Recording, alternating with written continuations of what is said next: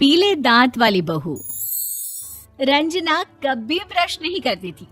उसे कितनी बार उसके माँ बाप ने डांटा, लेकिन उसका कोई असर उस पर होता ही नहीं था, जिस कारण से उसके दांत पीले पीले हो जाते हैं। शादी के बाद अरे बहू, वैसे तो तुझ में कोई कमी नहीं है, पर तेरे दांत इतने पीले कैसे हैं बेटा? कैसे मतलब? कोई सर्जरी थोड़ी ना कराइए। वो तो क्या नाम, मैं ब्रश नहीं करती थी तो पीले हो गए। अब क्या करूं? आप कहे तो लाल करवा लूं या फिर काले? यार ये क्या है, क्यों माँ से लड़ रही हो? लड़ रही हूँ? अरे मैं लड़ रही हूँ या ये बोल रही है कि दांत पीले हैं, पीले? अरे तपस्या थोड़ी ना की है इन्हें पीले करने के लिए। बकायदा ब्रश नहीं किया है 20 साल तक, तब जाकर। छी, कैसी बात कर रही हो? ये उस वक्त तो पीले नहीं थे जब हम लोग तुम्हें देखने आए थे। अरे तब साफ करवा लिया होगा डेंटिस्ट के पास जाकर। अब देखो कैसे पीले पीले लग रहे हैं। रंजना सास की तरफ गुस्से से देखती है। फिर शुरू हो गई पीले पीले पीले। अरे पीले तो तब भी थे जब मेरे हाथ का रसगुल्ला उड़ा उड़ा कर खा रही थी और बोल रही थी, लड़की नहीं गुणों का खजाना दे रहे भाई साहब आप। खैर, अब वो लोग करते भी तो क्या करते, पीले दांत वाली बहू पल्ले पड़ी थी तो झेलना तो था ही। एक दिन कीर्तन में रंजना गाना गा रही थी। अरे कमला बहन, माँ का द्वार है, यहाँ तो सब शुद्ध होकर आते हैं, फिर अपनी बहू को ब्रश भी नहीं करवाती तुम।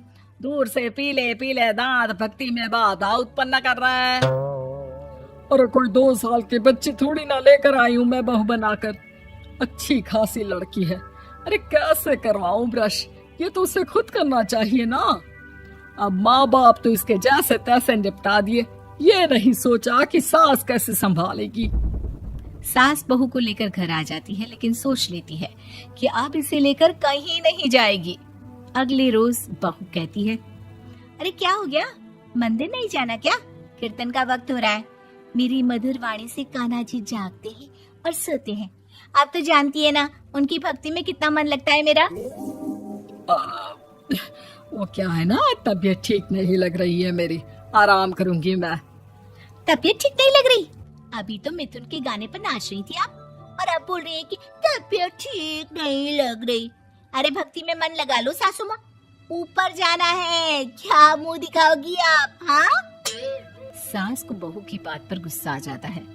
मैं क्या मुंह दिखाऊंगी, इसकी चिंता तो ना कर, समझी? अपने मुंह की चिंता कर, जो ये पीले पीले दांत लेकर हर जगह पहुंच जाती है। पता है लोग कितना मजाक बनाते हैं। ना जी ना, मैं नहीं जाना कहीं तेरे साथ। तो ये बात है।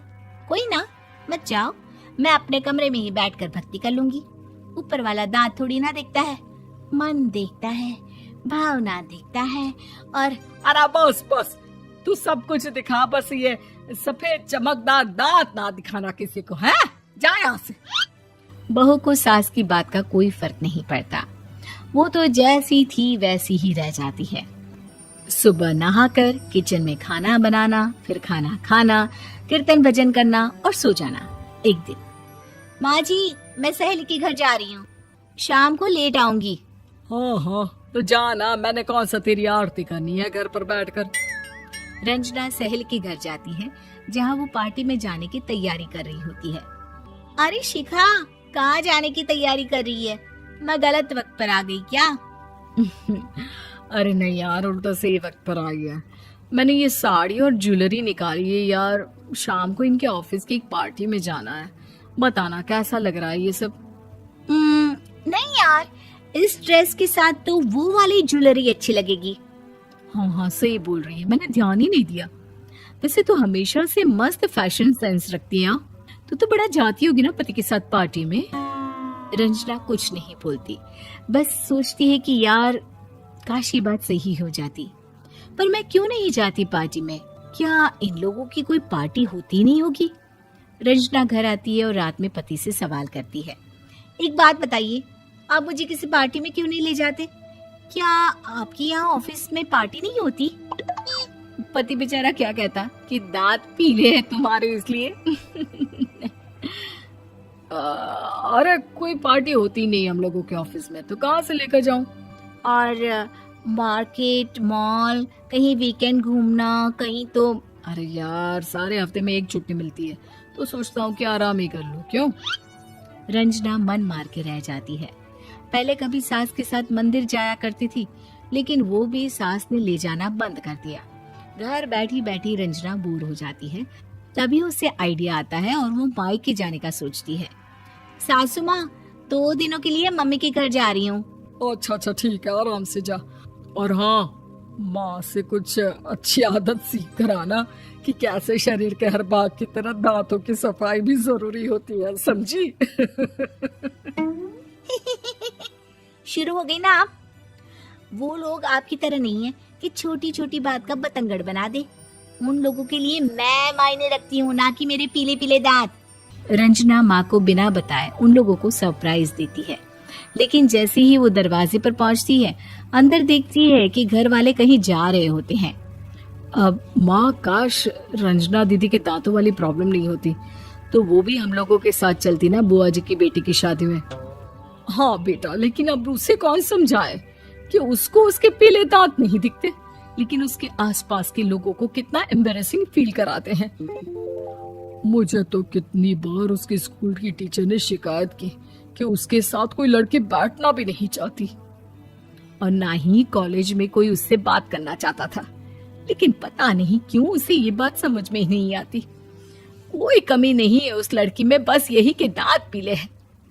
वो तो भला हो जीजा जी और उनकी माँ का, जो दीदी को जैसी है वैसे ही रखा हुआ है। रंजना को अपने घर वालों की बात सुनकर बहुत दुख होता है। वो सोचती है कि वो क्या करे, लेकिन फिर वो सीधा डेंटिस्ट के पास जाती है, अपने दांत चमकाती है और कसम खाती है कि वो रोज ब्रश करेगी।